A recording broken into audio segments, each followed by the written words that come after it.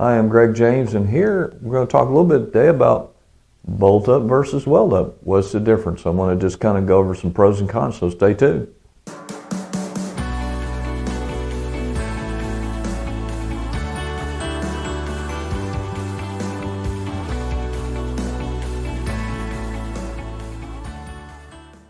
So you're thinking about building a metal building. That's awesome. You can save a little bit of money, on average about 10-15%.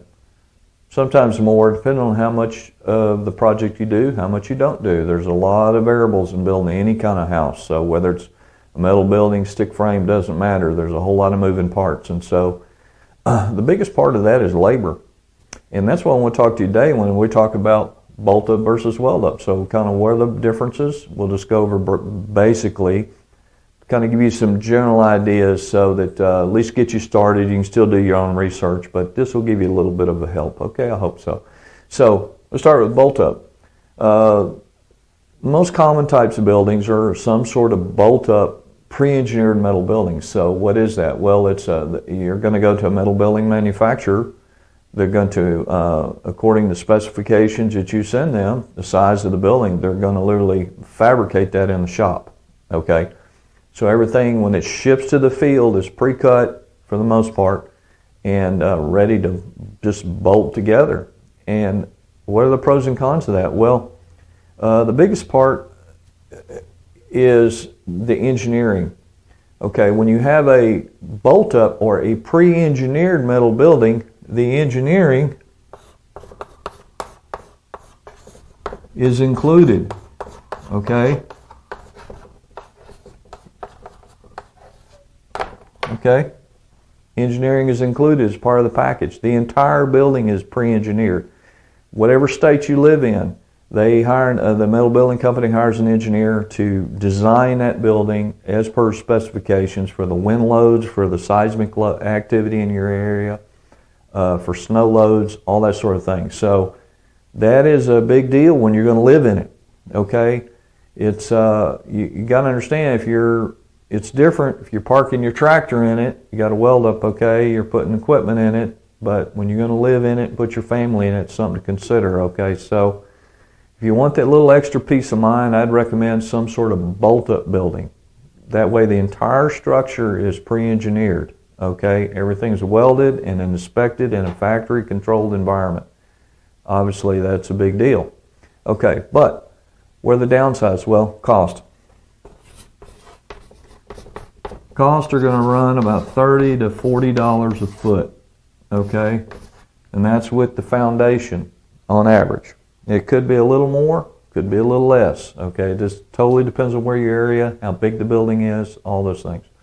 So if you are considering, should I do a weld-up building, should I do a bolt-up? Well, another reason the pre-engineered buildings are a little more expensive is the foundation, okay? Go over that just briefly.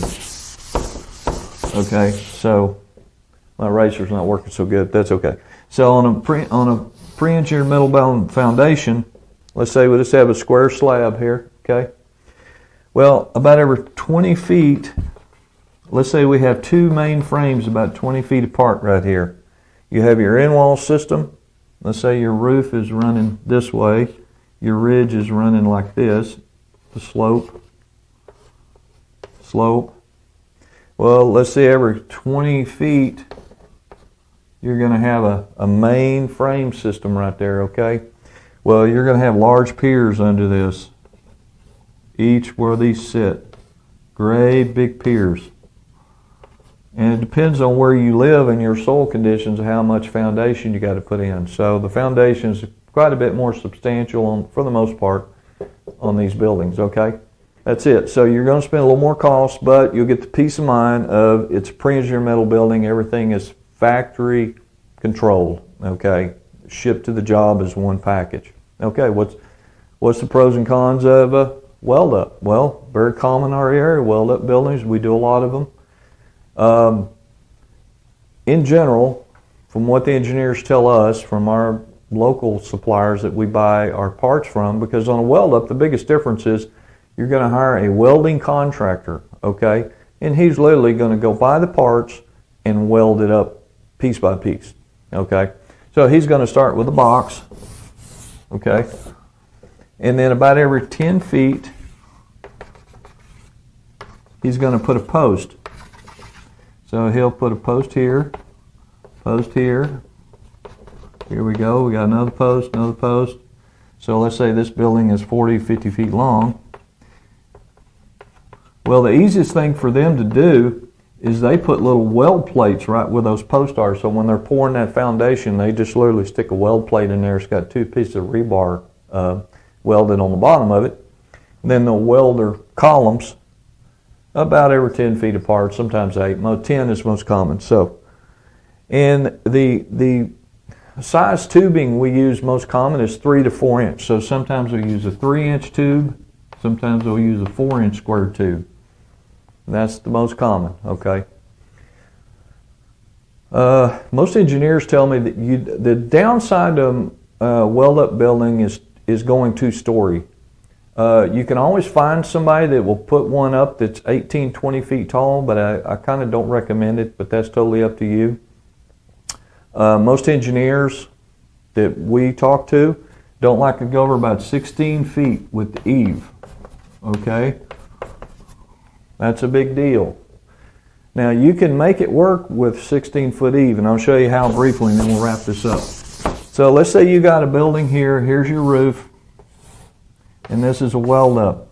And then typical truss design is you're going to, a lot of times the trusses will be engineered. So an engineer will draw them out on a piece of paper and stamp and seal them, and as long as the welder welds those trusses in that fashion, in that shape and those dimensions, then he'll guarantee it, okay? So usually it's just a standard W pattern like that. It just kind of depends on how wide the building. Most time you don't want to go over about 50 feet wide on a weld-up. You could go high. You could go wider if you do a post. So you may have to have a mid-support post to go more than 50 feet, but you could. Another type truss system you can use is you can use a scissor truss, which a lot of times right now looks more like this. And then they just put little, these will be anywhere from about 12 to 16 inches deep. And so you have space here you can use, right? So in a situation, let's say you want to go full 2-story, but you don't want to go over about 16 foot on your eave, okay? Well, you can just raise your ceiling up in here, okay? And then out on the outside, you're going to have a little bit of a clipped roof in the inside the room like that. But you can raise the ceiling up and still get a lot of space, especially the more that you pitch the ceiling up, okay? So a lot of options there. So on your weld-up, normally, and once again, you'll always find, oh yeah, we'll put that up. Well, you know, that's up to you. Once again, you got to put your family in this, so just, you know, don't strictly make a decision based on it's the cheapest thing, okay? So you can do it, but I recommend don't go over about 16 feet on a weld-up, okay?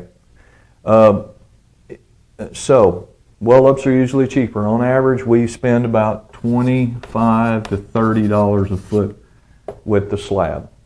Normally that's Oklahoma, Texas, Midwest. So, and of course that's going to vary depending on where you live, your labor, okay? So anyway, those are the basic differences. Your weld-ups are great. They're going to be cheaper to put up. There's less foundation work involved. They do take a little longer to put up. Sometimes they could take up to a week, couple of weeks. Usually, bolt-ups usually go up in about a week, unless they have problems or complications. So anyway, both are good. It just depends what your goals are, how big the building is. If it's a really large building, just do a bolt-up building. That way the whole building is engineered, the span, everything for all the wind loads, and especially, my gosh, we live in Oklahoma, the wind blows like crazy here. And so, or you may live in an area where you have a lot of snow, okay, and you have really high snow loads on that roof. And so all that's going to be taken care of. You don't have to worry about it. So anyway, that's my recommendation. Stay tuned. Next time we're going to talk about pole barns. What are the advantages of pole barns? There are a lot of advantages of pole barn. What are they? Hey, thanks for watching this video about bolt-up versus weld-up. I hope it was helpful. There's pros and cons to both. Feel free to give us a call. Visit our website at www.gregjamesdesigns.com, and we'd love to help you. Give us a call and we could talk about your project and how we can help you. Thank you.